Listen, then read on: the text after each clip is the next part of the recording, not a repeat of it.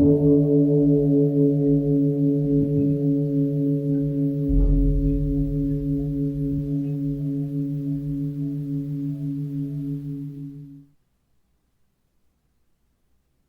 all beings be happy. May all beings be healthy.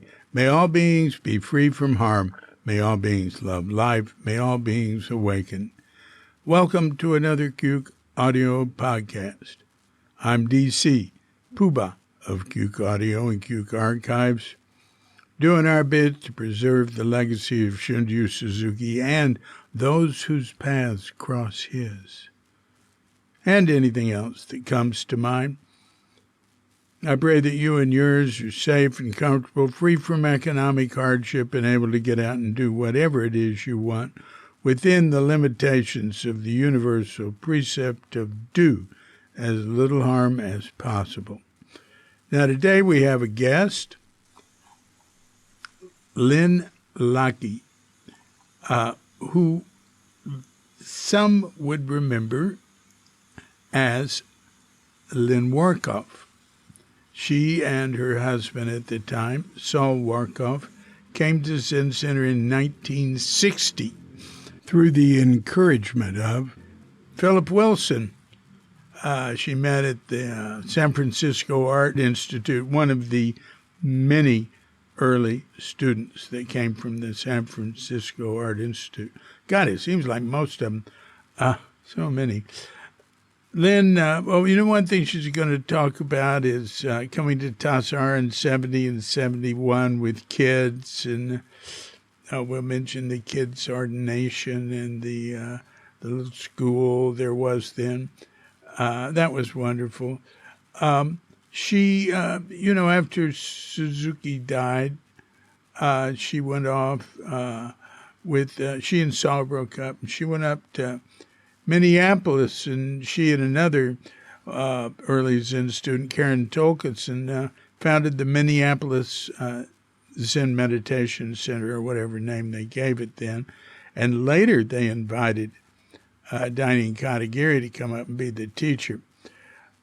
She became a psychoanalyst, and she's done a lot of things. You'll hear about it.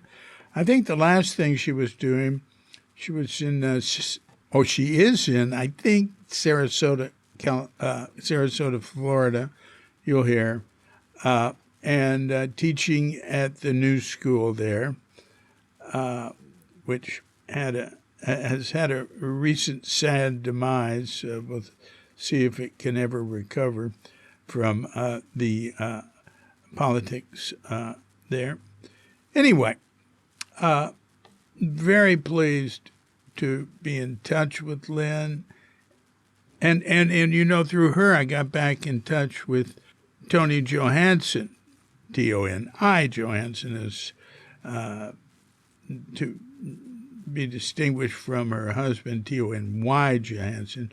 Anyway, she's Toni McCarty now, and I hadn't been in touch with her, a long time, 15 years or something. And so now I've done a podcast with her, so thanks for that, Lynne. So, all right. So just as soon as we've had our pause to meditate, we'll give Lynne Lockie a call. So when you hear the bell, if you're of such a mind, hit pause and meditate or whatever for as long as you wish. And when you're ready to come back, hit unpause. And we'll be here to hit the bell to end the meditation or whatever. And we'll give Lynne Lockie a call.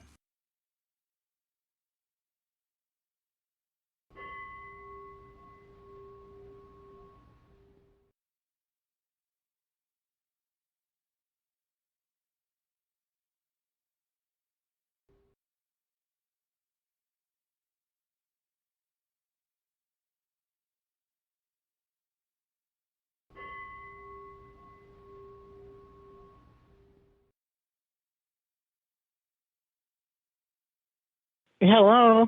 Hi, Lynne. How you doing? Hi, David. Good. Well, across the distance and across time. Yeah.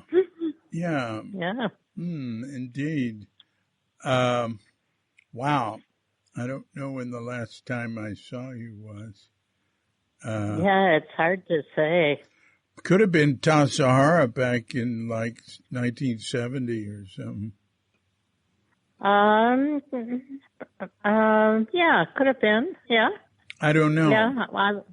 I was there for 2 summers with my children. Right. Right. Yeah. You were So there that could have been 70 it. and 71, maybe? I think so. Yeah. Yeah, I was there Yeah, both summers. Yeah. Yeah, I moved to Minneapolis in '69 and then came back for a couple of summers. Yeah. Yep. Oh, yeah. Well, so you're in Sarasota. Right. I just have been here since 2016. And what are you doing there? Well, I'm retired. I've been teaching mindfulness at New College. I don't know if you've heard about New College. Well, I've heard about various new colleges. Well, this is the honors college in Sarasota that was started by a number of in particular, one of the wealthy postmodern architects in about 1959. Who? And it was modeled after sort of Oxford. And it's a very small school. It's on the bay.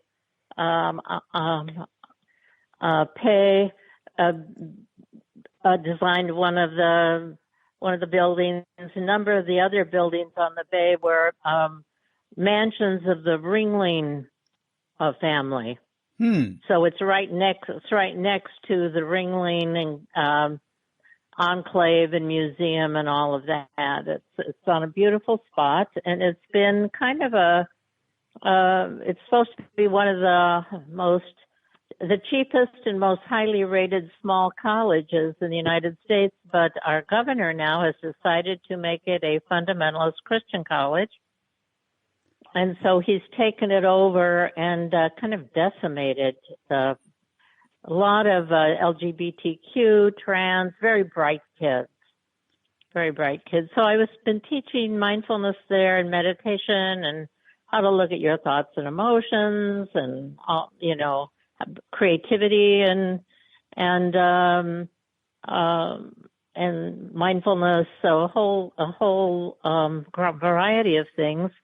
But I think probably my last teaching was this spring because I doubt that I'll teach there again. So I've been doing that since about 2017 when I moved here.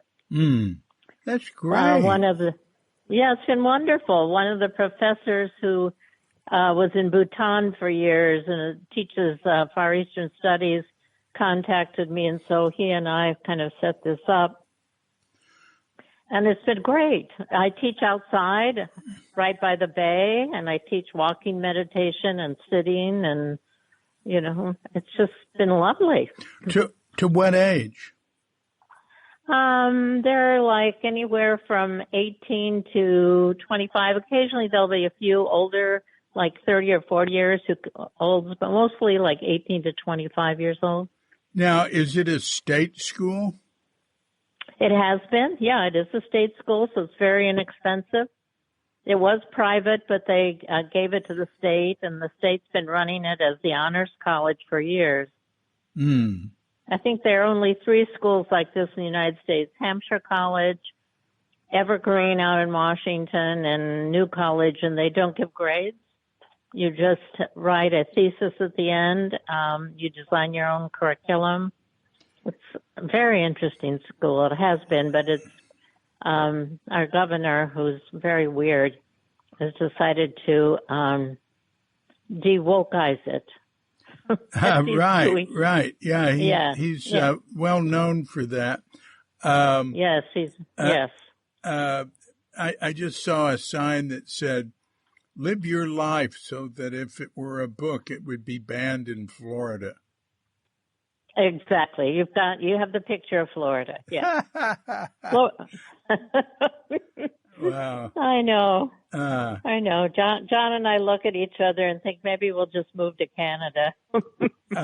Both of my children have Canadian citizenship, so. Now, why's that? Well, Saul was a Canadian, and we moved to Canada.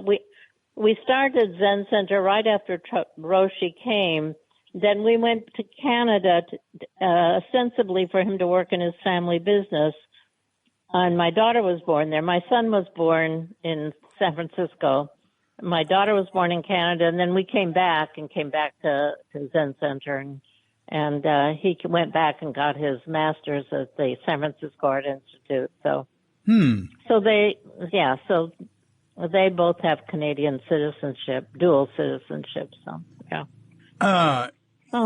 America allows dual citizenship. Well, Canada does. I don't know if America does. Does it? What I'm wondering about, I think America does. Indonesia, where I live, doesn't. And it's a problem there's all these Australian, Indonesian people. I bet. And others, surely, Holland, Indonesia. Right. But with, kids, mixed kids and people that fly back and forth. And but a lot of them get around it, One woman I know who's but they just made her turn her Indonesian her Indonesian passport in until she canceled her Australian citizenship. Yeah. So, that's a problem, and it's unnecessary. It really is. My son lives in Baja, Mexico now. And he just got his, he's surfing, doing his art photography, surfing and selling properties. So I'm not sure if Mexico allows both, but, he's got a work permit, and that's what he's doing. Where in Baja? About Todos Santos. Yeah. It's right up from, it's sort of an art colony. Yeah. Yeah. My wife, Katrinka, and I spent a month there. Oh, God, how long ago?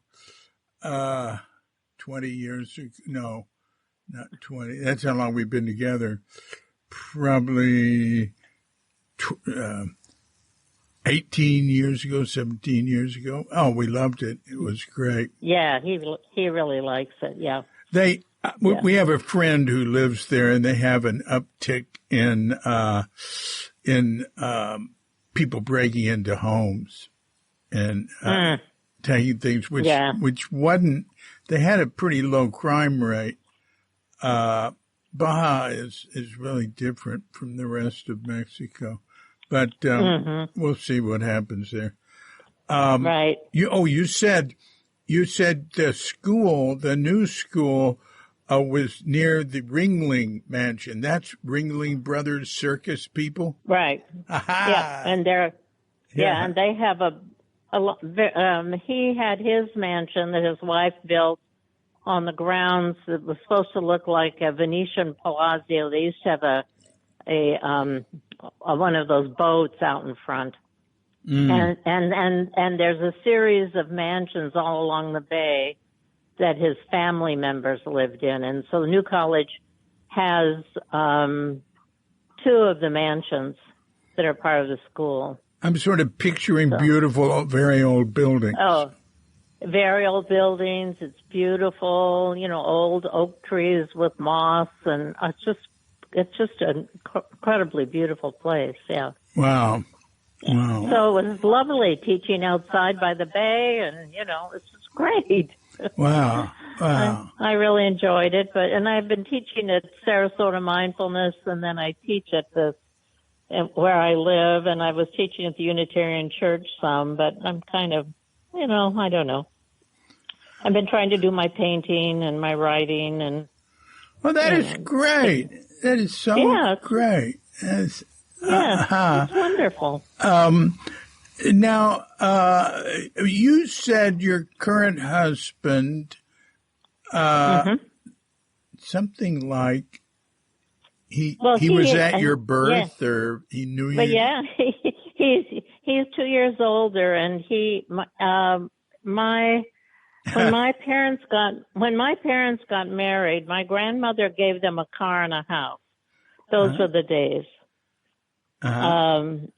And they got married in 1938. I was born in 1939. And so John's father was building this small subdivision, and so he built their first house. And I think my father's brother and John's father had gone to school together. Springfield, Illinois was a small town at that time. And so we lived across the street, and my mother would drive us to nursery school together. And our parents always stayed friends and visited each other, but John and I hadn't seen each other in 60 years. So, so we just reconnected, and it's been nice. Now, how, but you said something like he was at your birth, or well, he saw me when I was brought home from the hospital. Oh, I see. I couldn't remember quite what you said. Yeah. And I just wondered, wow. I wanted to know more, I see. Springfield, Illinois. Yes. Well, what you ended up over at Zen Center very early on, and what took you there? What did you? Well, what was your upbringing? I knew Phil Wilson. Oh, you knew? I knew Phil Wilson. I knew Phil, and he occasionally would crash in our loft my husband Saul and I had. And I met Phil pretty much right after I moved to San Francisco. Mm-hmm. And one night Phil said to us, he said, I was in really bad shape, and I called all of the churches in town, and the impression I got is none of them were able to see him, and he called the Zen temple, and Suzuki answered, and Suzuki said, please come. So he told us that story, and he said, I went and I met him, and he said, you've got to go meet him. So we went with Phil, and that's kind of how it started. And I had already, of course, like people of my generation, I had read Siddhartha. And I had always been kind of a seeker. Mm-hmm. I'd gone to the Unitarian Church when I was in high school by myself, and I've been to, you name the church, and I've been to every church and whatever. I come from an Episcopalian family, so mm-hmm. Both John and I do. But anyway, so I'd been investigating for years, and I thought, well, this is exactly what I've been looking for. I don't want to go somewhere where someone tells me what to do. I want to be able to use my body and find out for myself. Ooh. So, well so said. that's why I started at the Zen Center, and there were maybe 10 people when we started. That's 1961, right? Yeah. Well, when did Suzuki come? 59. It was 60 then. 60. I went to San Francisco, probably it would have been about 58 or 59. Mm-hmm. So it was 1960 because I was sitting while I was pregnant, I know. So, yeah. Now, you say you went there in 58 or 59. Did you go with Saul? No, I just went by myself to San Francisco to go to art school. I had already done 3 years at the Chicago Art Institute, and I really liked the style of painting in California, so I transferred to the San Francisco Art Institute. So I met Saul there, and Phil Wilson was always around there. That must be where I met Phil. Yeah. You're one of North Beach. You're one of the many early Suzuki Roshi students that came from the Art Institute. Many. Right, yeah. Many, yeah. Yeah. I've got a list. Actually, I don't have you on the list. I just made a note. I've got a page for the San Francisco Art Institute on Q.com. Oh, interesting. Interesting. Yeah. If you maybe if you look at it, you might add some people. But God, there's a lot. Yeah. And I'll try to remember to send you a link to it. Okay. And so did you meet Saul in San Francisco? Yeah. Yeah. We met. Probably it would have been at the art school. Yeah. Oh, he was there too? Yeah, he was there. Yeah. Wow. Yeah, so that's where we met. Yeah. Well,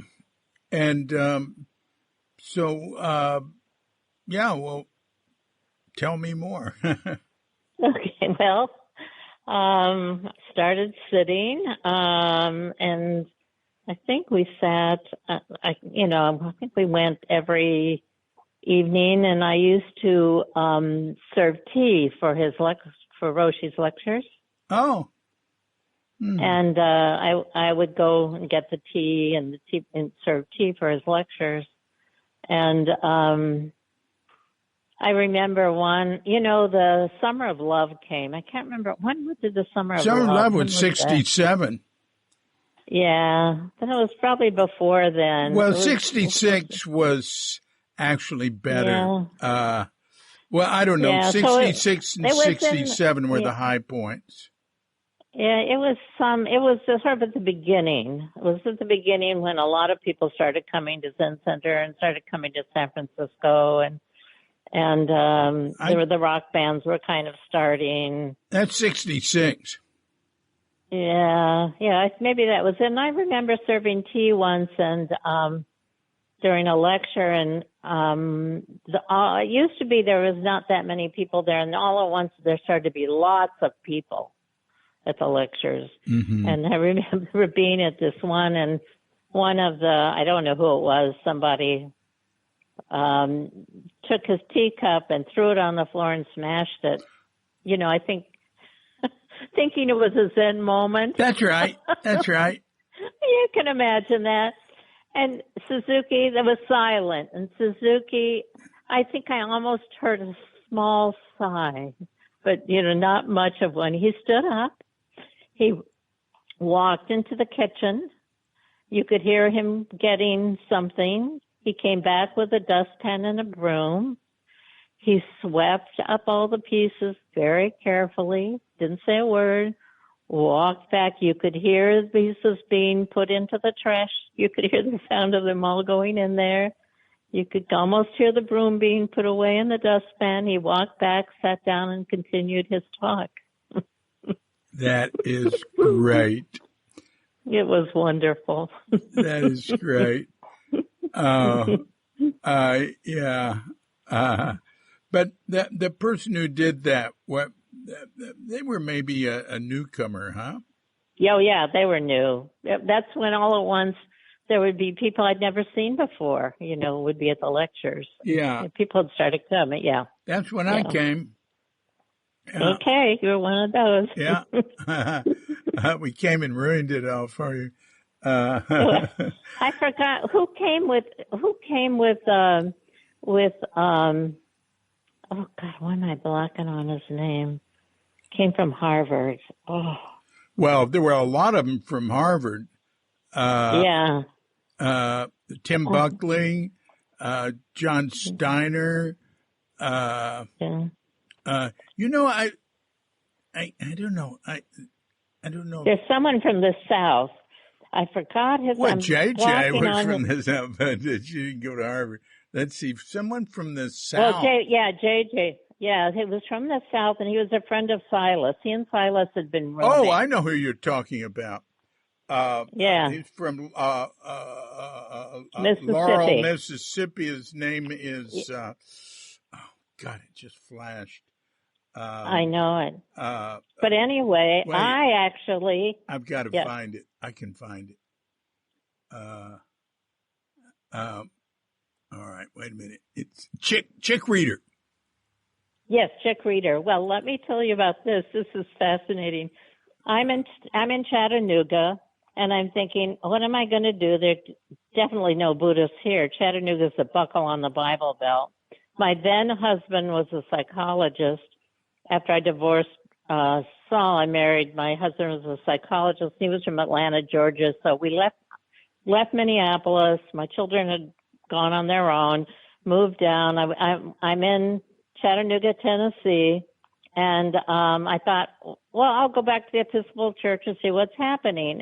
And a friend of mine who's an Episcopal priest, a woman, had started centering prayer, which I don't know if you know that the Cistercians started sitting with the Zen monks in Massachusetts and Zen group up there, and sort of started their own kind of Christian version. So they sit in silence, sit and walk, sit in silence, do all of that. Anyway, so they'd started that at the Episcopal Church. I started sitting with them, and I got to know a number of the priests and whatever. So I'm at this big party at this garden party, and someone, and I happened to talk some about Zen and being at Zen Center, and one of the priests came over. She said, "You were at Zen Center?" He said, "My best friend from Laurel, Mississippi was there." And it was Chick. So he brings Chick Reader up to Chattanooga, and Chick and I had this time together. Wow. Well, wow. and then my friend who was a priest actually died, and Chick was at the funeral, so I saw Chick at the funeral. He wasn't in very good health then. But it's so interesting how your What life, year was that? That would have been about 2008 maybe. Oh. Something like 2009. I don't know. Chick was not in good health, I know. What sort of not in good health? Well, hard to get around. His brain was still great shape, but he was sort of hard getting around. I know he brought his dogs with him. They were always there. His dogs? Wife had horses. Yeah, he had dogs. He married a Southern woman who had horses, and Chick had lots of money. Oh yeah. He came from wealthy family, so he was His family. Anyway, family started Laurel, Mississippi. It was a logging town. I mean, that's the way I understood it. I've stayed with him there. And he was a serious. You've been to Mississippi. Go on. Yeah, if you've been to Mississippi, there's not much to it. I mean, it's a pretty empty state except for all the disenfranchised blacks that live there. There's more to Mississippi than that. There is. Yeah, if you haven't been through it lately, there's not much. I just went through it a year ago. So, but I've had experiences there. Indeed, in the 60s, in 1964, I was there. And anyway, Chick was a very good golfer. And when I stayed with him, he took me. I'm not actually. I grew up around a golf country club, but I played tennis, so we had that in common. But he just took me out, and I just walked with him while he played like 9 holes of golf. But he had me hit a ball too, and it was fun. And I remember his wife said, she said, "Well, I don't really know what Chick does. He plays golf and he has an office and he goes there, but for all I know, he's a gangster."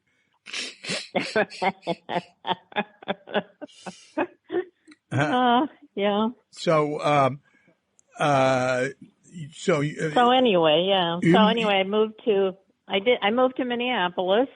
No, wait. What year did you move to Minneapolis? I think we moved in 1969. Saul was offered a job teaching at the University of Minnesota. And so I think it was about 1969. So we moved there, and then we lived communally with a group of people who were interested in Zen and meditation, and then we started the Minneapolis Zen Meditation Center. You know, at that point, I felt that this was it's kind of like my gratitude to Roshi that I would do this thing. So, you started it in what year? It would have been 1970, 71 that we started. With Katagiri Roshi. We brought Karen Thorkelson and I. She was living in the commune, she and her husband, Jeffrey. And Karen and I flew to San Francisco. It was the last time I saw Roshi. So when Roshi died, when? December 4th, 1971. Yeah. So I saw him the year before he knew he had cancer. Oh, he didn't know he had cancer until a few months before he died. That's it. So I went to a sesshin. Karen and I went to a sesshin, and I had an interview with Roshi. And then I think he died the next year. Because in my interview with him, he told me that he was taking 6 students, and I guess to Japan. And I asked him if I could be one, and he told me that I could. That's very interesting. He never did that. He had a lot of plans and things he wanted to do. He did have cancer at his gallbladder operation in the spring of 71. Turned out to be cancerous, but they thought they got it all. But those older Japanese, they heard the word cancer, that's it, death sentence, end of your life. Yeah. And I ran into that when I lived in Japan over 30 years ago. And I'd think, well, I know lots of people who've had cancer and lived. But yeah, right. Anyway, well, so you were there just visiting in, that sounds like 70. Well, we had decided to go to the sesshin, and we decided to go down. Katagiri was living on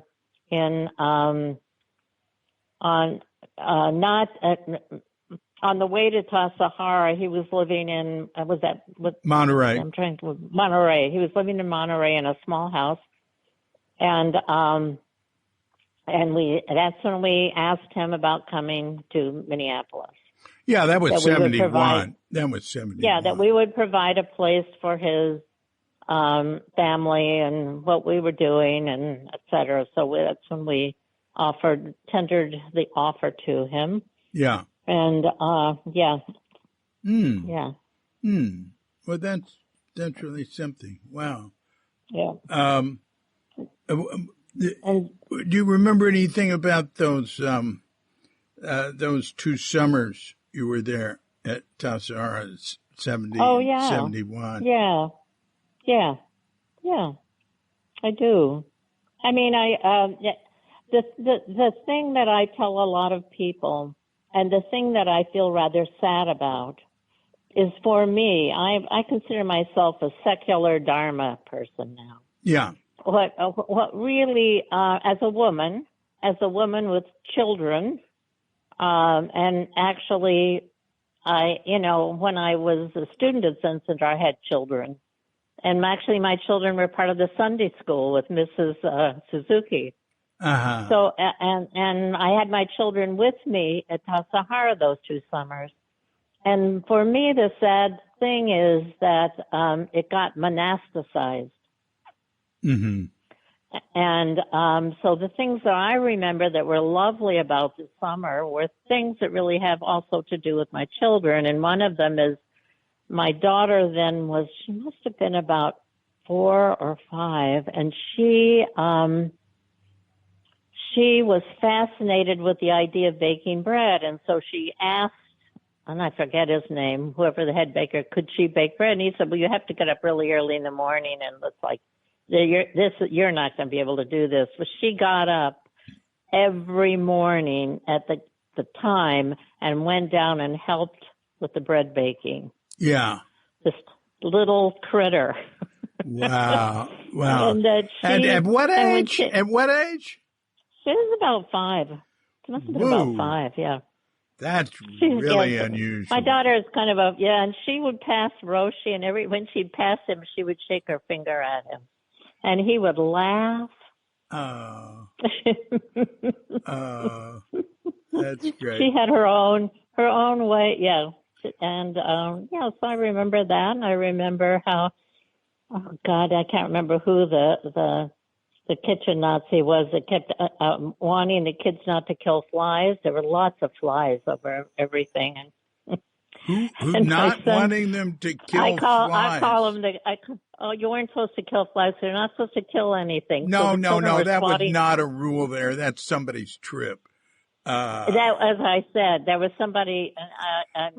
In 70, maybe you know who he is. He's the one who had the gun at the Zen Center. Well, Reb Anderson was never head of the kitchen.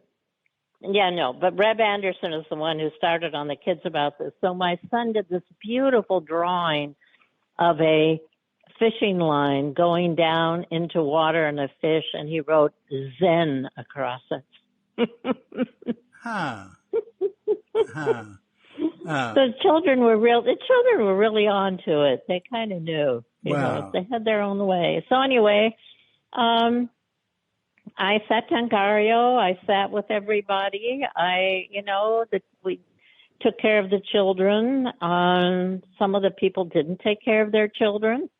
We did. We tried to take care of all of them. So it was kind of lovely.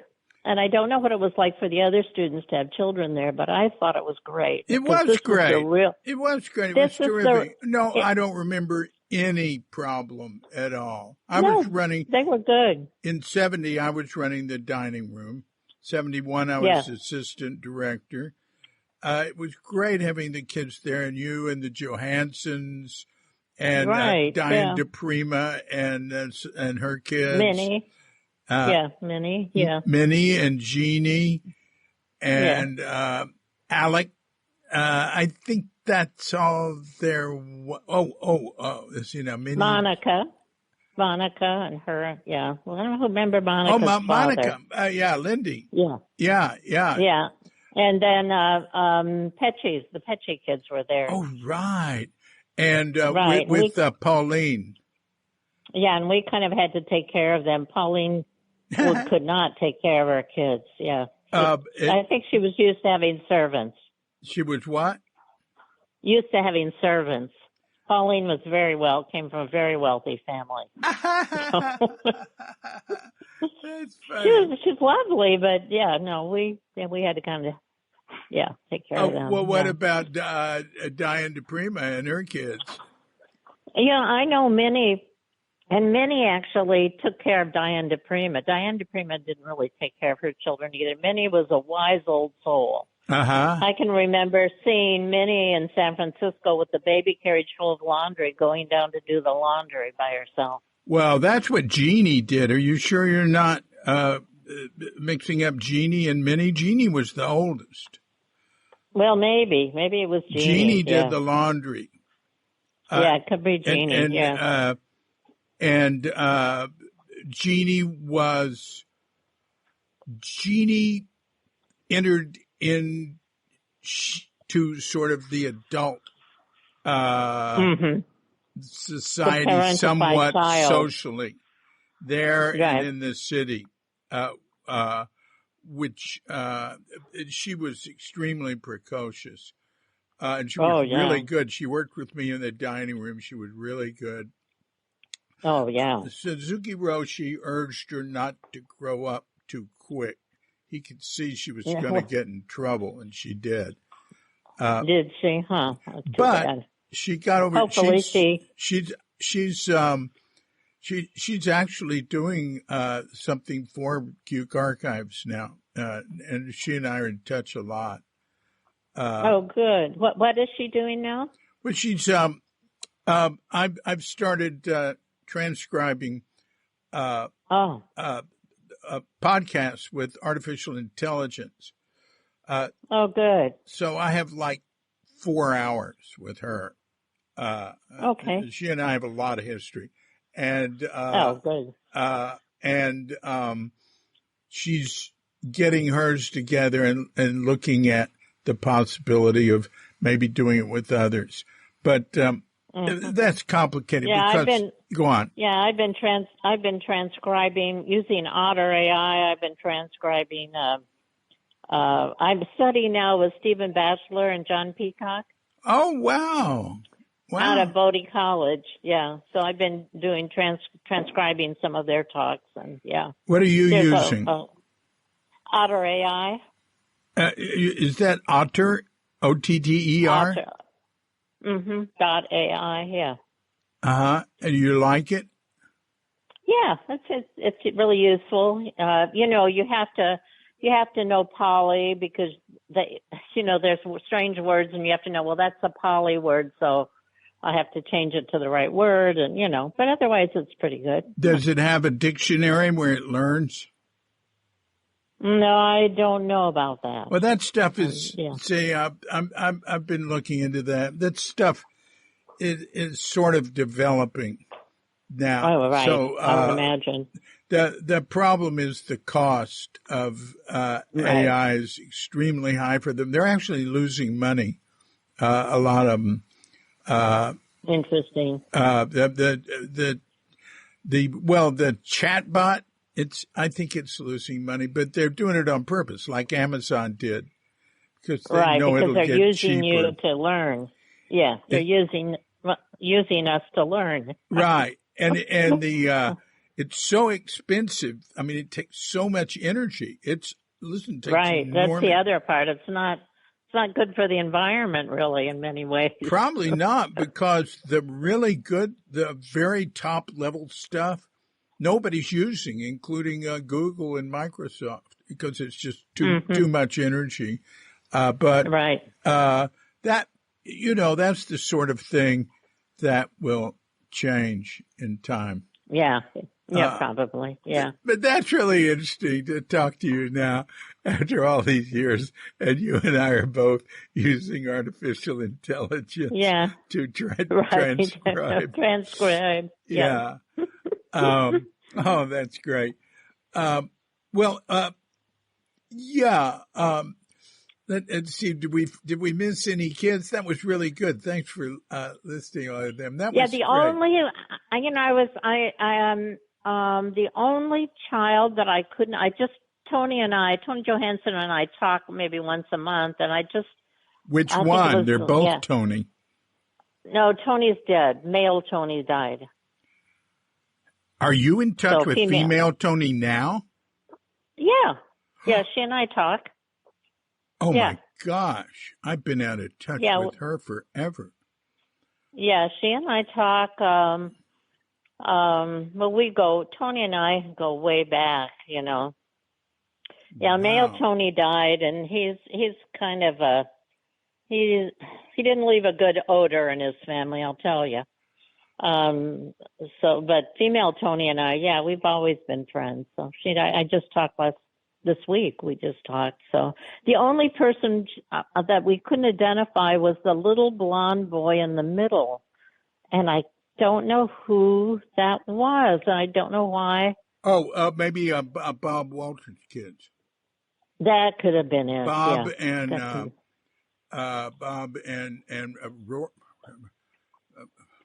Audrey. Bob and Audrey. Yeah. All the others, I knew who they were. Yeah, but that's one. That's bad. Yeah. Yeah. Yeah. Well, my daughter continues on. She's in Minneapolis, and she sits with Common Ground. Ah. And when she was in Los Angeles, she was sitting with, and he wanted her to be a teacher too, but he's in disfavor now. Oh God. Where? In Los Angeles. My daughter lived there for years. He wanted to be a teacher. He wanted her to teach with him. His parents were involved in Buddhism early, and lived commune. With whom? What teacher? It might have been down to, I don't know. His father is I think his father's dead now. He's the famous, he and his wife, do all the illness and death things, and they've written books, and, oh God, what's his name? Yeah. and the son has now, I guess he maybe had some affair with a student or something, so he's fallen out of favor. But yeah, well, that's an old story. Yeah, Dharma Bum. Yeah, well, anyway, she sat with them for a while, but she's in Minneapolis now, and she'll sit with Common Ground, I think, up there. So there's a lot of people to sit with around there. I mean, the Minneapolis Zen Center is still going. Yeah, I go back occasionally, but I haven't been back to visit there. So, I mean, I've really moved into the Theravada Vipassana, but secular Buddhism. I've kind of moved on, and into that's sort of my main, what I've been involved with. What do you mean by secular Buddhism? Buddhism without the past lives, without the any of the bells and whistles, no past lives, not valorizing teachers. And actually, a bachelor in Peacock do a lot of using a lot of philosophers, and go back to the Greeks, to Aristotle and Epictetus and the Stoics. So they're doing a lot of kind of bringing things in. So, well, to me, Suzuki Roshi fundamentally was secular, but he had that, but he came up through a system that had tons of ceremonies and, the sutras, a lot of the writings are just phantasmagorical and all that. Right. But,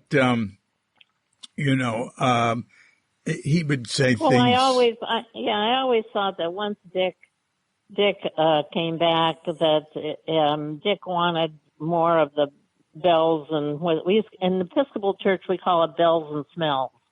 That Dick wanted more of that because Dick was obviously on a power trip. I mean, I used to live in the same building with Dick and take care of his child, so I know Dick. In the same building? What building? Yeah, we lived on in a triplex together. They lived on the top floor, we lived on the bottom floor, and in San Francisco. Yeah, and Papa Nicholas lived in the middle. Zeus and Susie Papa Nicholas. They were friends of ours, and Susie was at Tassajara when we were, and two of her children are in the picture. Zeus and I think Io, or I forgot what her daughter's name was. Oh goodness! Wow. So there's some more kids. Well, so you're he's I understand what you mean when you say he was on a power trip. What? Oh yeah. But you said when he came back from Japan. When he came back from Japan, it became sort of obvious that he. That's when we weren't supposed to call Roshi Sensei. We'd always call him Sensei. We had to call him Roshi. Well, that started in '66. But a lot of the older students said Sensei and Reverend. But in '66, Alan Watts wrote a letter to Zen Center and said you really shouldn't use Reverend and you shouldn't use Sensei for him. You should use Roshi. So everybody started calling him Roshi in '66, except the older students. Who'd been there before, and some of them did, but some of them kept calling him Sensei, and some of them kept calling him Reverend, or some of them would call him, Philip would use Reverend and Sensei and Roshi. But you know, Suzuki, he bought into it.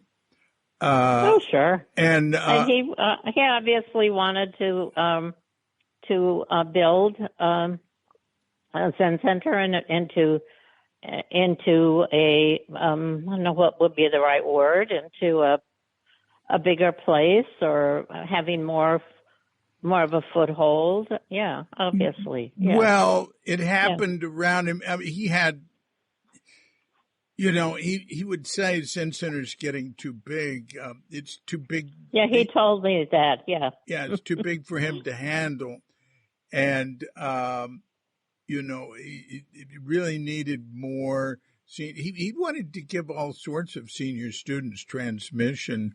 And, but, he just died too quick. But when Dick came back from Japan, and after Suzuki had stepped down and Dick had stepped up to being the abbot, which was like a couple of weeks before Suzuki died, Suzuki said, "You should call him Baker Roshi now." And so, and, the fact that Bill Kwong didn't have transmission yet, he was going to give transmission to Silas. He even talked with Claude Ananda about giving transmission to many people, but he couldn't. Oh, yeah. He wanted to do it before he died, but they said, you can't let Dick do it. Well, Dick wanted to. That wasn't Dick's strong point, is giving authority to others. Oh, no. Nah. Dick was the narcissist. Let's name it for what it is. Well, I say that was the imperial period of Zen Center. But yeah, he still is one. Yeah, I'm sure but he is. It had a lot of the cousin to the queen. But a lot of really good things happened then, and and it was a little more personal under him in some ways. See, it's sort of corporate and institutional, and he did a lot of good things. But it was he's a micromanager, so it was all him, like you say. Yeah. But I don't know. He kept going. He's still going. He's like 87 now in Colorado and Germany. And, he's mellowed with age. Maybe. Maybe. Well, so it tends to happen. What was it like living with him I think you were over on Union. No, you were on Pacific. No, you weren't that far from Zen Center. Fillmore? No, it was really close. Yeah, Fillmore. Fillmore. We were on Fillmore. Yeah, across from that big church. Yeah. Yeah. So what was that like? He was always so. I thought he was strange. In fact, I got so that I didn't want to ride with him in the morning, because he would always start some kind of negative thing, and I thought, I just don't want to ride with him. So Tony Johansson would pick me up and take me in the mornings, and that sort of upset Dick. Like, why didn't I want to ride with him anymore? And he was very peculiar. And I remember he would come down, and he was a vegetarian, of course. So I was cooking turkey for Thanksgiving, which I did always, and he would come down and start picking at the meat on my turkey, and I think, what? What? It was weird.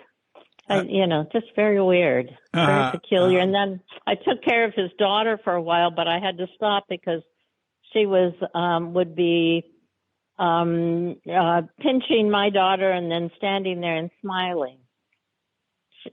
I don't know what happened to his daughter, but she was not a happy little girl. So I said, I just can't take care of her anymore, because every time I leave the room, she does something to Sim. And I come in, Sim's crying, and she's standing there looking like an angel. And I thought, there's something wrong here. So I said, I just can't do it anymore. So we didn't. So in some sense, we used to babysit for each other, and I would do that. But he was both he and his wife are very distant. They weren't, so the Papa Nicholases and we became great friends, and we did a lot together, but they sort of kept their own thing. I understand that. Yeah. They were accused by some of being snobs. They were. They were. And yeah. Well, she came from a wealthy family in Minnesota, which I know. Having moved to Minnesota, I know exactly. They were very snobbish. Yeah, they were. They weren't warm and weren't. Yeah, there was not much warmth. So. Yeah. Which you actually got from most people. Most people were pretty warm and pretty friendly, and yeah. Mm-hmm. So. Mm-hmm. It's just the way. Well. But anyway, so that was that, and I sat every morning, and I think or evening. Saul sat one, and I sat the other, and I would drive with Tony in the morning. He would pick me up, and then later on, I went with Tony and Roshi over to Berkeley. You mean Los Altos? No, Berkeley. He would go over to drive over to Berkeley to. And she'd go to Berkeley, huh? Yeah, to the small, what's his name, sitting place. Yeah, and I did that. Mel Weitzman? Mel Weitzman.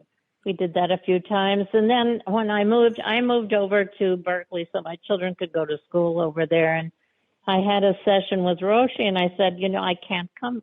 I won't be able to come very often. He said to me, I understand totally. He said, you're supposed to go out and live your own life. He said, there are too many people hanging around here. Ooh, that's good.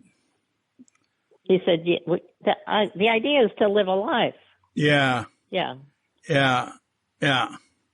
Yeah. Well, Tony, incidentally, she mainly drove him to Los Altos. Yeah, she used to. So she has lots of stories about driving him to Los. But this was male Tony. Male Tony drove him over to Mel off and on. Oh, God. You mean male Tony drove him there? Was it male Tony who picked you up in the mornings? Yeah. Yeah. Oh. Well, In fact, recently Tony asked me, because male Tony had lots of affairs. So on one of our calls with each other, she said, I have to ask you this. I said, go ahead. You can ask me anything. She said, did you have an affair with Tony? And I said, absolutely not. That is not something I would ever do. I always had great ethics. I would not do something like that. There was never, ever even a hint of it between us. Yeah, yeah. Yeah, that was not happening. So she said, well, that's a relief. And I said, I can imagine, because she and I have been friends for years. So, yeah. He started the Shire School in San Francisco. Yeah, I helped with that. Yeah. Oh, you were involved Saul and I helped with. Oh, yeah. Oh, yeah.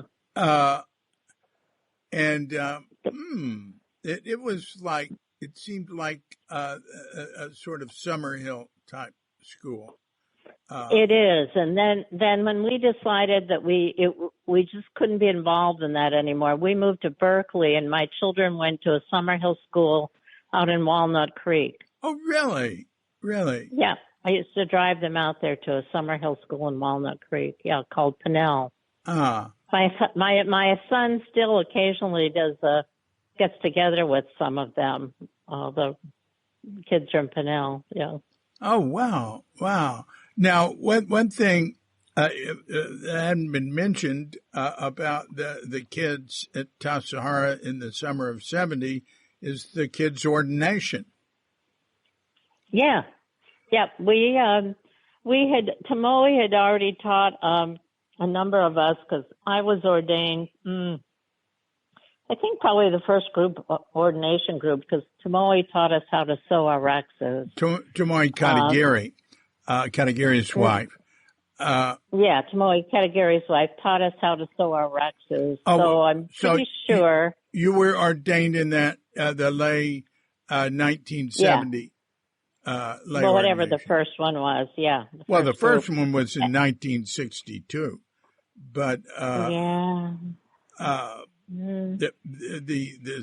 second one was in 1970, and I was in that. Well, it wouldn't have been 1970, so because I wouldn't have been sewing. I wouldn't have been sewing my Roxu with Tomoe in 1970. So why not? Because I wasn't in San Francisco, and I didn't sew it in Minneapolis. I had it before I left. At Tassajara, they were sewing in Tassajara. Maybe that's where I did it. Yeah. But anyway, when we taught and then we helped the children sew, sew their Roxus. Yeah. And there was a visiting sewing teacher. A woman who had a nunnery in Japan called Yoshida, and we called her Yoshida Roshi. I don't remember her. She was mainly she might have been entirely in the city. I don't ever remember her. Yeah, I just remember Tomoe. Teaching. Yeah, but she got the Dharma, the sewing Dharma from Yoshida. And could very well be, yeah. And Katagiri, see, they had been involved with this Hashimoto line that sewed their own robes, which was very unusual. Right. I mean, it was new to Suzuki Roshi. He didn't. It wasn't his strip at all. It was Katagiri's. But Suzuki thought, well, yeah, all right. But it was. Yeah. I would thought it was so interesting to do it. Yeah. Yeah. It became just part of Zen Center. And I have heard people complain, so-and-so didn't sew their own. And I said, well, in the Soto Zen world, very few people sew their own anymore. Exactly. You hardly ever see a hand-sewn Roxu, and you never see it in New Mexico at the center there. They've all, they don't have hand-sewn Roxus there. Ah, really? You were involved in New Mexico? No, I mean, but if you do anything there or see them, they don't. Yeah. Well, which one? You mean the one Covercino started in? No, Joan Halifax. Oh, Joan in Santa Fe. Santa Fe. Yeah, but she's a totally different lineage. She's out of Bernie Glassman. And she's very familiar with that. She was Thich Nhat Hanh, Bernie Glassman. She had to sort of leave the Thich Nhat Hanh thing when he became, when he went hyper monastic and dissolved the community for mindful living and all that. So she's like a different lineage, but wow, she's been going strong. With that question, Well, I really haven't been involved in Zen for years, so yeah. Well, it doesn't matter. It's I've done Vipassana retreats here, and I like them better than sessions. Yes. Well, it's a much better teaching tool. There's so many ways to teach people in the Vipassana tradition that makes sense. And for me, as I became a psychotherapist, I went back to school and got my master's. And so my work has really been in psychotherapy. Oh. And so the Vipassana method is really so useful because it's such a great teaching tool for people, just regular lay people trying to live their life. It just has so many sort of down to earth ways to help people with their life. Yeah. In my experience with Vipassana, I was just going to the retreats, and there was very there. I really wasn't. I was just superficially, aware of Vipassana teaching. But the type of Vipassana that is done here out of Myanmar is the Mahasa method, which is just like Zazen. Mm-hmm. It's just following your breath in your hara. And, right. And, mainly I just liked it because it'd be an hour of, we'd start like really early, an hour of walking, then an hour of sitting, and just do it all the time. And, breakfast and lunch, and that was the end. Lunch at 11, that was the last food you'd get. And right. I just found it so simple and straightforward. I really liked it. But it's hard. It is, yeah. It's too hard for me now. Yeah. That's very interesting. So wait a minute. So you're at Zen Center, and you moved to Minneapolis, but you came back for the summers there in 70 and 71. Right. And when did you go to school and become a psychologist? I graduated in 76. So I started in 74. I went back. I left the kind of communal living, and I actually left Minnesota Zen Center, and I'll tell you the reason I left. It was feminism and women's rights and everything were starting. And I'm with a group of people at the beginning with Katagiri and a group of people, and a newspaper reporter came. And he asked us if we were Buddhist, and nobody really said anything. After he left, Katagiri Roshi got really angry. We were supposed to say we were Buddhist. And I thought to myself, that's it. I am so tired of the male hierarchy and all of this crap. That's it. I'm done. And so I left. Wait a minute. Yep. How does saying you're a Buddhist, I don't like to say I'm a Buddhist either. Suzuki Roshi said, even Buddhism is a dirty word. But how does saying you're a Buddhist, is it just because Katagiri said you should say it? That's what you mean? Because of his attitude at that point. Uh-huh. How being angry and saying that to us in an angry way, I thought, that's it. This is not, I'm sorry. I'm not, Suzuki Roshi never did anything like that toward me. Yeah. Never. Yeah. So I thought, that's it. I can't do this. I have a life to lead. I'm on another path. And so I left. People were upset with me for leaving because I was really the leader of the group.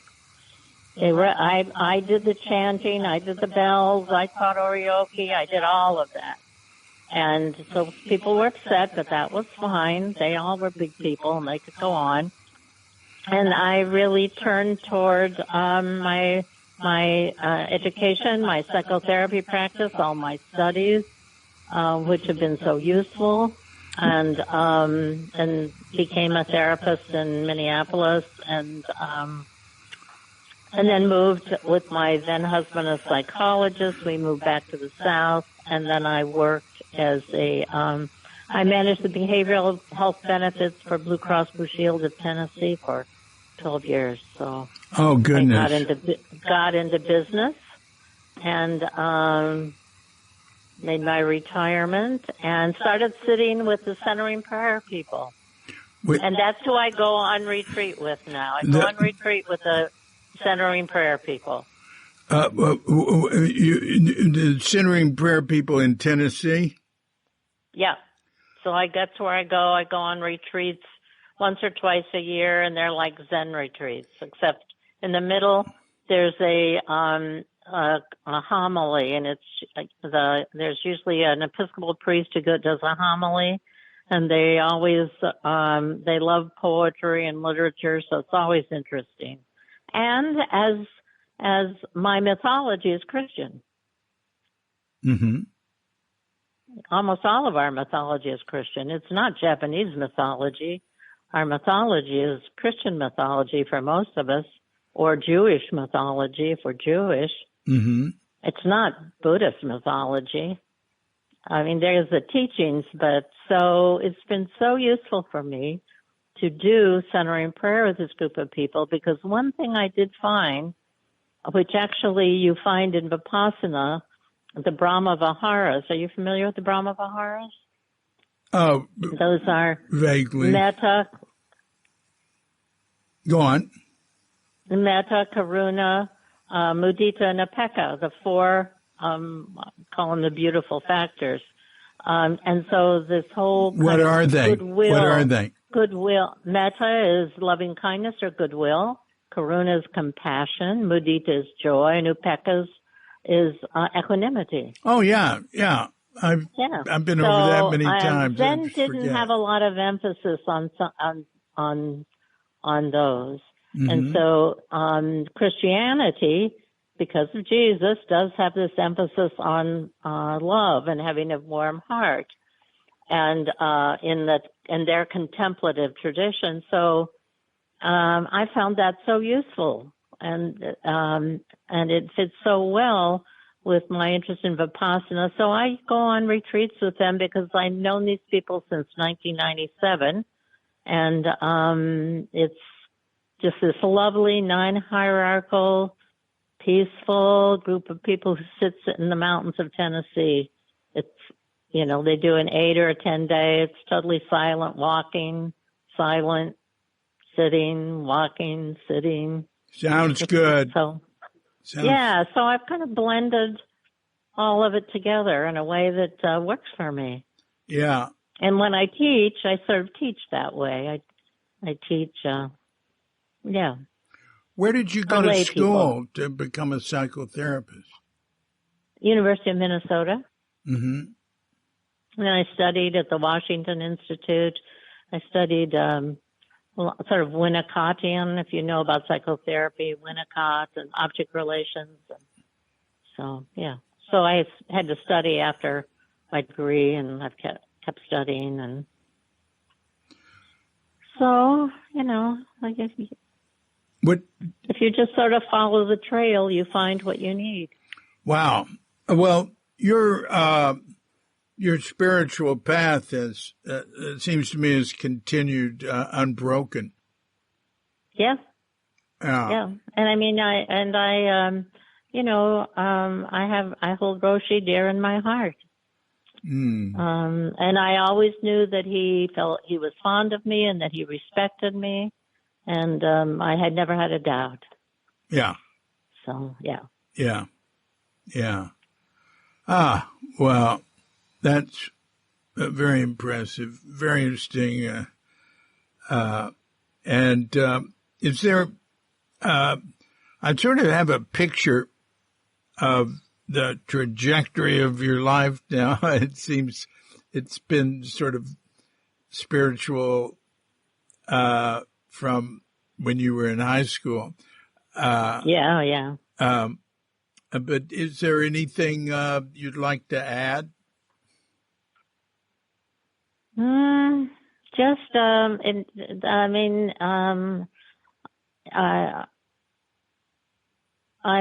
84 now, so I'm really looking at the end of my life and really enjoying it and being peaceful and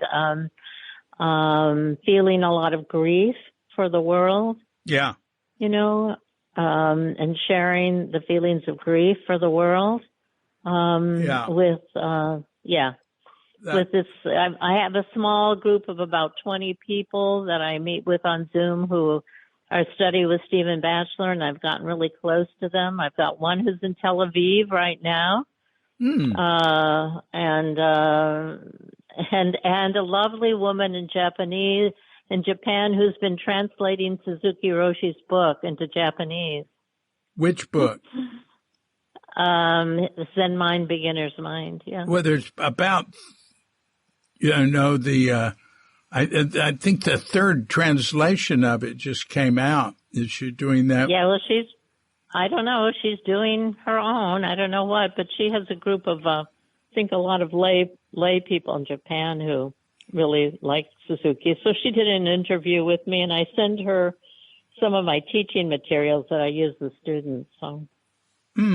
That's very interesting. It's a wonderful group of people. There are people who studied with Goenka. There are people who studied with, of course, Bachelor and Peacock studied in the Tibetan tradition, and then Bachelor studied in the Korean Zen tradition. So there's, so quite a number of the people in the group have studied in various traditions. So it's quite an interesting group. People from all over the world, really. Yeah. Well, so and we share our grief and we share what we're doing, and now, seems to me the biggest grief is climate change. Yes, that's sort of that's the biggest. What's happening with Israel and Hamas now is terrible. Yeah. But it's not going to destroy the biosphere. Right. But no, it's climate change. Yeah. Yeah. That's it. So what do you think about that? About climate change? Yeah. Well, there's a whole group, and you can look them up. They're called Post-Doom, No Gloom. And what they say is that it's inevitable, that it's,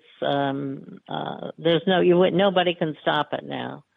The disintegration of the climate, and they say then you need to take care of your friends and your family and live your life and try to be happy, like don't be gloomy. I'm kind of with the uncertainty principle. I don't know that I'm on the hope side, and I don't know that I'm on the gloom side. I'm more holding this principle of uncertainty, which is a Buddhist principle. Yeah, it's good. I like that. Yeah. I like that. I tend to be on the post-doom, no gloom side, but we don't know what's going to happen. We don't. Yeah, I've been over on that side, and I've come to just holding it like you would hold a bowl in your hand, the uncertainty principle. I don't know. Yeah. And then I do what I can. What I'm called to do, whether it's I plant for the bees, we compost, we do everything we can around here. We work for the Democratic Party to try to get some people elected who'll do something. So we do what we can. Yeah. Florida is just so amazing. It's almost a lost cause down here, but whatever. It seems like a lot of the conservative Hispanic vote is makes it hard to change it. Well, the Cuban vote. Oh yeah, really. Yeah. Yeah. But we do what we can. Yeah. Yeah. So that's kind of what you do. Yeah. Yeah. How about for you in Bali? I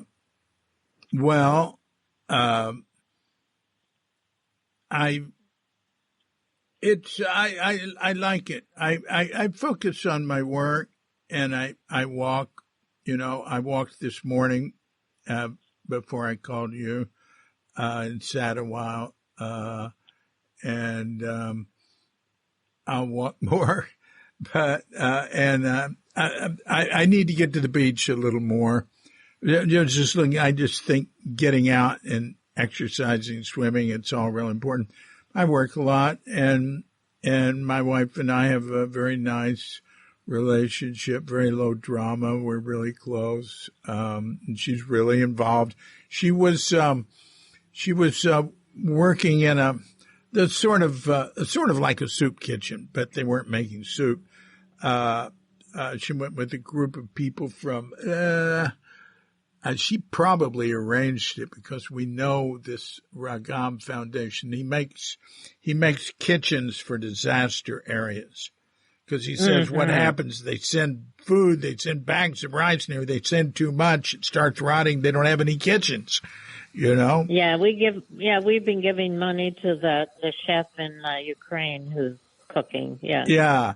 So she was there helping prepare food for the people who live around the landfill. because landfill has caught fire. And it's been on fire for a week, and there's no trash pickup. And there's this whole community that lives near there that lives off of it. And they've had to be evacuated. So the Regam Foundation has set up a kitchen for them there and is bringing them food and that sort of thing. That's good. I don't know if they have a kitchen there yet because they might not have a place because they were making the food in another area for them. But anyway, it's that's good. It's good. It's a very small world here. And I don't really care to go very far. I haven't been back to America in 10 years. Both my sons have come here, and she goes back, but it's too expensive there, and we just don't. It's easy, but we can get by here. At actually a much higher standard of living than we could there. Much higher. Yeah. I understand. Yeah. And I love the people. So. That's good. Yeah. Yeah. I wanted to say something about your secular Buddhism, and you mentioned like doesn't include believing in past lives. I remember when Yasutani was Tassar, he said, if you're a Buddhist, you have to believe in reincarnation. And Suzuki, he would never, if people would try to pin him down, he wouldn't even say he believed in life after death, Right. Or he'd be on sort of, you can find things on both sides from it, but basically, it seemed like his teaching was, that's not going to help you. Don't worry about if there is or if there isn't. Just, wake up right now.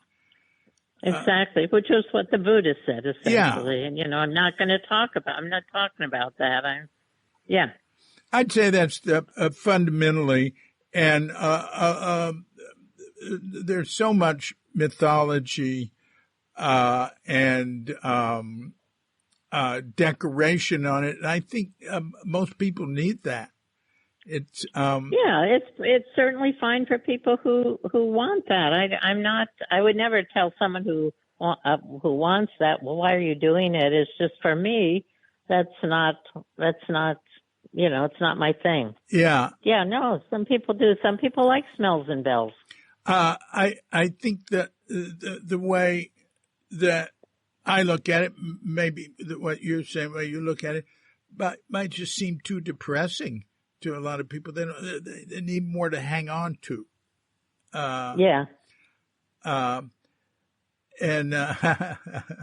Interesting what you said about Dick Baker coming back. I did a podcast with a guy I knew in Japan who's lived many years in Japan and India, and he was running a very well-known bar in Japan, a restaurant in the mid-'60s. And when Dick was there in Japan, David Kubiak's the guy's name. David said he was the coolest guy. He was just the epitome of Zen for me.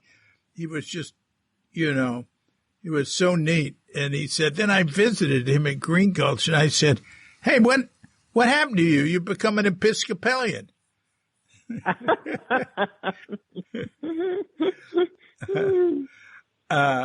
Anyway. Well, I think somewhere Dick said, I can't remember where I read it, when he found out about Keating, who started Centering Prayer. Keating and Father Keating, he's dead now. Richard Rohr, who's a Franciscan out in New Mexico. And there's several others, maybe Joan Chittister, who's a Benedictine, who started the contemplative tradition. The Pope John called them to the called them to Rome and said, we're losing all of our students to Eastern religions. We had a contemplative tradition. What happened to it? You have to reclaim it. So Keating started sitting with the Zen Buddhists in Massachusetts. There's an abbey, there's a Catholic abbey there somewhere, where, I don't know what group it was. So he kind of melded that in, and then they took there's a sort of a mystical writing, The Cloud of Unknowing. There's John Cassian back in the Desert Fathers talking about contemplative tradition. So they kind of formed this centering prayer. And there's also a Christian meditation one that comes from the English. The Anglicans, I think, are English Catholics who spent a lot of time in Burma, or, because it was an English colony, obviously. So there were those two forms. And Dick said, I can't remember in what context, if he'd known about it, he might not have studied Buddhism. He might have studied this Christian form, whatever. I thought that was interesting. Yeah. Well, anyway, so yeah. And Meister Eckhart is. Exactly. I've always loved Meister Eckhart. Yeah. Are you familiar with Pseudo-Dionysus? No. Mm-mm. Oh, he's the Pseudo-Dionysus is the source of a lot of that. It was like a 4th century Syrian monk he was an anonymous monk. That's the pseudo tradition. They signed some other name. I'll have to look at that. I used to read a lot of the Greek Orthodox. Yeah. The Greek. Oh, they're totally. I went up to a couple of Greek Orthodox monks at Niagara Falls about 25 years ago. And we were talking, and I said, I assume you're familiar with Pseudo-Dionysus. Wow. They went, oh, how do you know about him? Well, it was actually through a spiritual bookstore in Sebastopol, Many Rivers Books and Tea. The guy said, you got to read Pseudo-Dionysus. Get this book. He said, and read the mystical theology in it. He said, it's the Heart Sutra of Christianity. And I have it on Q.com. Yeah, I actually, now that I know what you're talking about. Yeah. You got a lot of energy. I appreciate it. Oh, yeah. Yeah.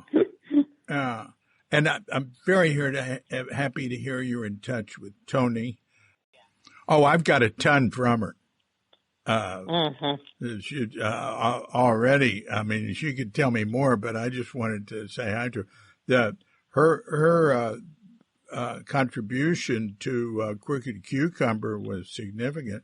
And also, she saved Marion Derby's original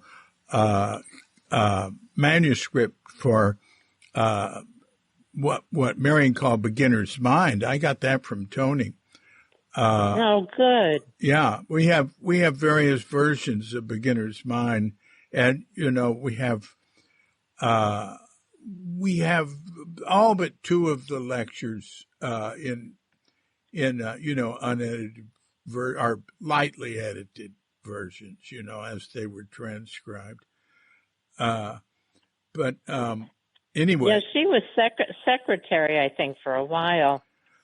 Actually, that was one of the difficult times when Dick said that Tony shouldn't be secretary anymore and they should hire someone. And he hired, what's her name? Kathy Cook. And no, not Kathy Cook. Well, then after Kathy Cook was the first paid employee of Zen Center, being a secretary. And after that, Yvonne Rand. It was Yvonne Rand who Dick said that she had to, Tony, because at a meeting, I said I disagree with that, because for me at that time, I could see what was happening, and I thought we're going down this road, and it's going to be this big thing. And there was something about bringing Yvonne Rand on to be the secretary that I thought was really right. Kathy Cook may have, but Kathy Cook wasn't in very good. She had a lot of psychological issues going on. Oh yeah. But she went down to Tassajara. Maybe Tony was working with her, and then Kathy went to Tassajara, and Tony took over. Kathy was sick in Tassajara. Kathy could hardly function at Tassajara. Well, not at first. That happened later when she had Amber.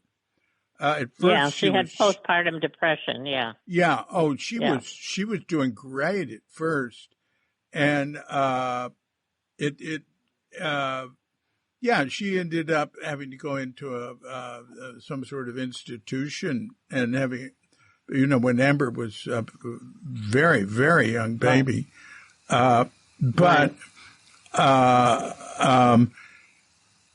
she came. If she came out of it and got stronger, and good. She died not long ago. Her maybe the last 5 years she wasn't doing much, but they were. She was sort of somewhat gone in terms of normal social life, but she had a very active life in gardening and environmentalism and all sorts of stuff. She got out of it eventually, and she and Amber were very, very close. Good. And living near each other, but it was. Some women won't talk about their difficult times at Zen Center, which I think is a shame. But Kathy did. And her difficult times with Suzuki Roshi, really not, understanding what her needs were or anything. And he knew it. He said that he had no experience with women in a monastery or pregnant women. Well, and I think some women had more needs. I was kind of a woman who didn't really have needs from him. That's true. I never even, I may be peculiar, but, I would occasionally go and I would say, well, this is what's going on with my children and whatever, and he would give me, and we would have a talk. But I really always felt that I wasn't there for him to take care of me. I was there to learn about my body and my own mind. Yeah. Well, that protected you. And some women, I think, in those situations, it becomes like they need a father or they need someone to care about them. And whatever trouble I was having, he wouldn't have been able to help. Yeah. I had to figure it out for myself, which I did. I went back to school, I got a job, and I got a friggin' divorce. And from then on, my life has been fine. Because, Saul just couldn't, he had to live by himself wherever. That's how he ended up. But you were with him how long? We were together about 16 years when I finally got my degree. I was the one who took care of the children. I was the parent. He was kind of like another child.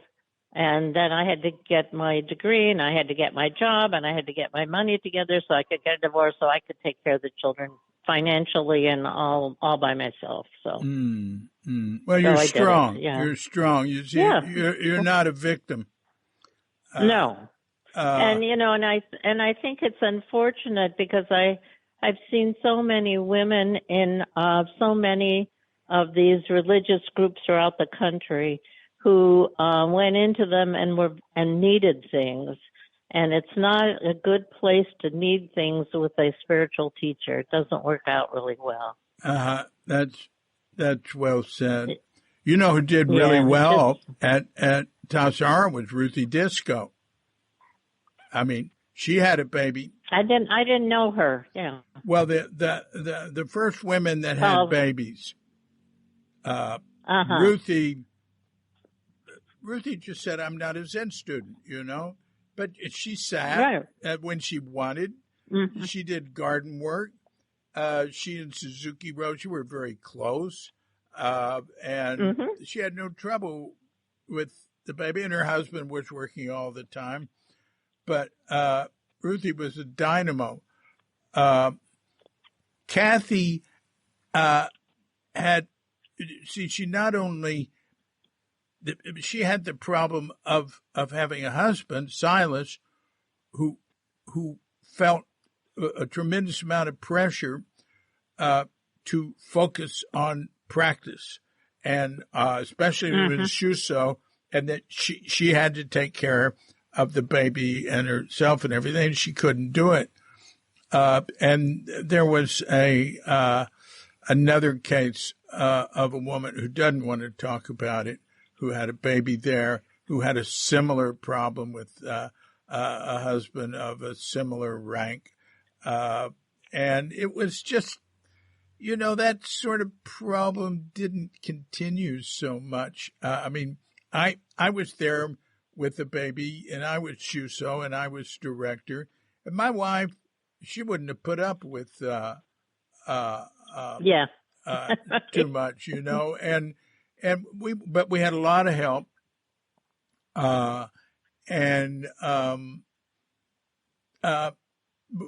we had a great time there,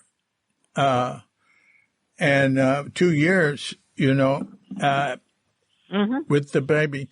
But yeah, there were women in the early days who really resented Zen Center, the role of women in Zen Center, and how male dominated it was. Well, it was. Yeah. Yeah. And you can see it in the very early days. It was assumed, you know, men would do this type of work and women would do that. But it's, you know, actually it evolved pretty quickly. It was part of our culture. It was the United States when I'll tell you, when Karen Thorkelson and I traveled from Minnesota back to go to Sesshin in 1970, I guess it was, or whatever, 71, I can't remember exactly. But as we're getting our tickets, the guy at the ticket counter says to us, "Oh, do your husbands know you're traveling?" Whoa. Oh, so wow. That's the way, that was the culture. People forget, young women don't understand what it was like.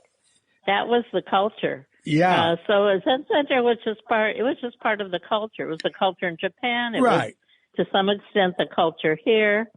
And so that's why, that's part of the reason why I think when I really got involved in feminine thought, another reason why I needed to dissolve from the Minneapolis Zen Center and gone my own way. You know, I've circled back and I've come to where, and everything that I've done has been so useful to me in my journey. So, yeah, it's just, I sort of had to find my way, but our culture was so, we think because we're Americans, we were different, but we were still very sexist during those times, and still are. I mean, look at what's happened with the Roe versus Wade. It's still a big part of our country that wants women to be barefoot and pregnant. See Shiny, Beautiful People, 4-part series on Netflix. Have you seen that? No. Shiny, Beautiful People? Okay. Oh, it's about, you know, there have been some documentaries on some of these very big, very successful fundamentalist Christian groups with enormous influence. Huge amount. And it was really sick, you know. Yeah. It was. Yeah. And it ran into I mean, there's this whole group of survivors, kids now that are on TikTok and Instagram and everything. The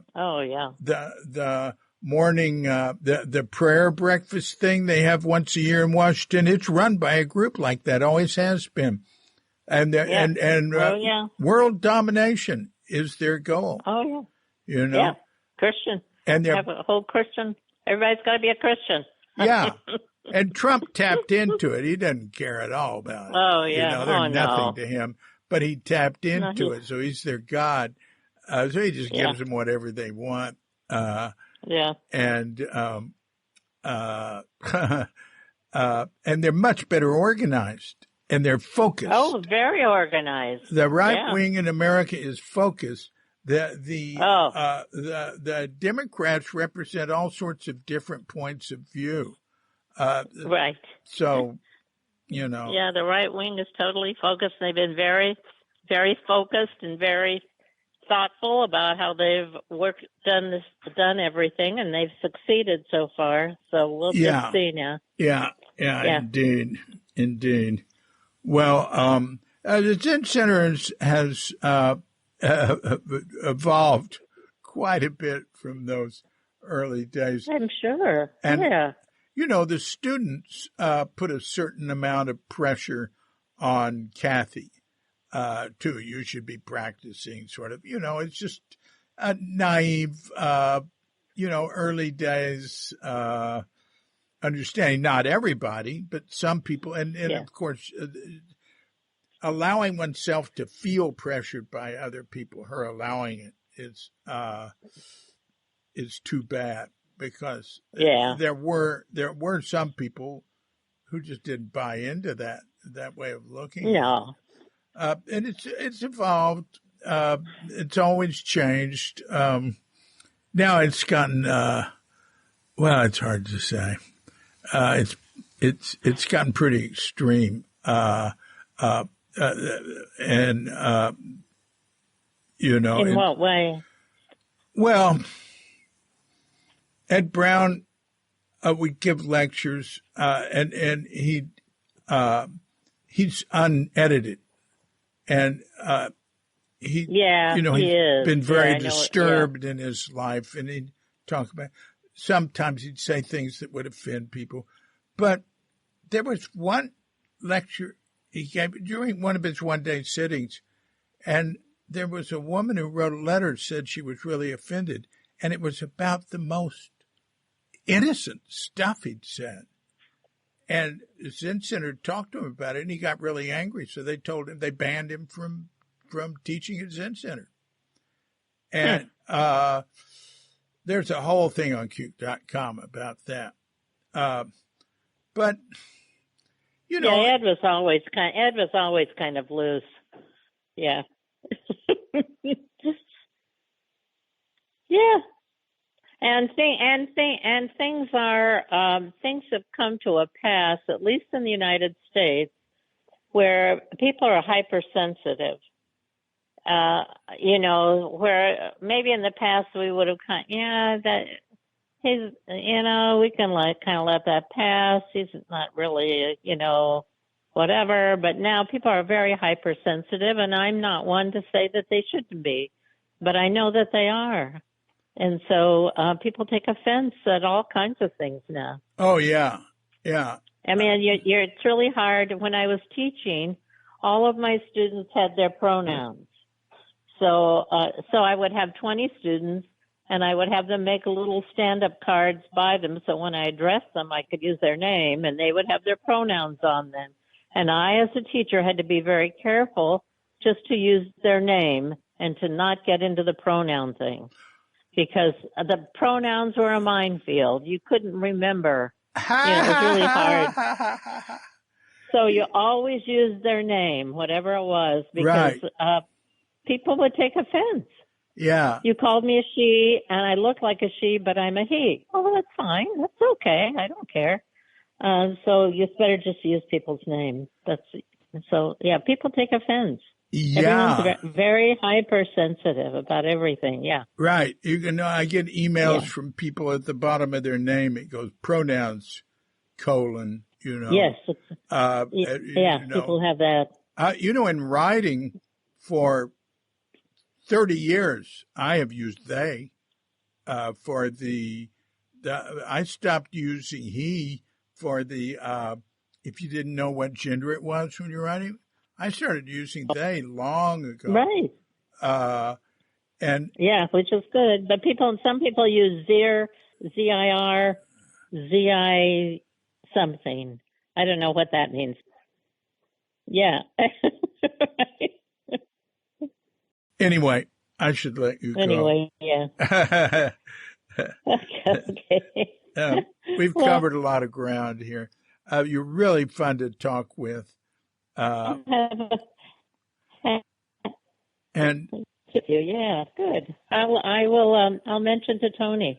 Oh, tell Tony I would love to be in touch with her. I'd love to hear how she's doing.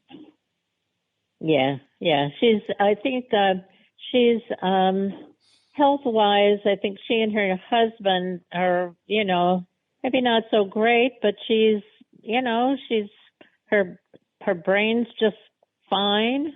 And she thinks a lot about Roshi. She's listening to a lot of his talks lately. So she's very, very attached to him and to his memory. And it's really important to her. Yeah.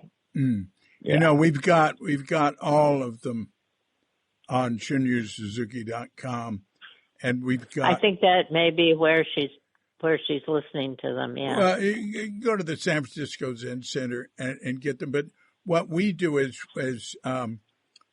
we have all the ones that San Francisco Zen Center uses and other editions. Okay, great. Well. Okay. This is so good. Be well. I really enjoyed talking with you. Yeah, I did too, David. Okay. Take Be care. Well. Yeah. Bye-bye. Bye. So thanks a lot, Lynne. Lynne Lockie, formerly Lynne Warkov in her early Zen days. Thanks a lot. Really appreciate it. This has been a Cuke Audio Podcast. I'm DC, Poobah of Cuke Audio and Cuke Archives, coming to you from Sleepy Sanur with Dogette Bandita, Guest Dogette Boombita, New Feline Manis, and dear lovely Katrinka. And we're wishing you and yours and all of us a grand awakening.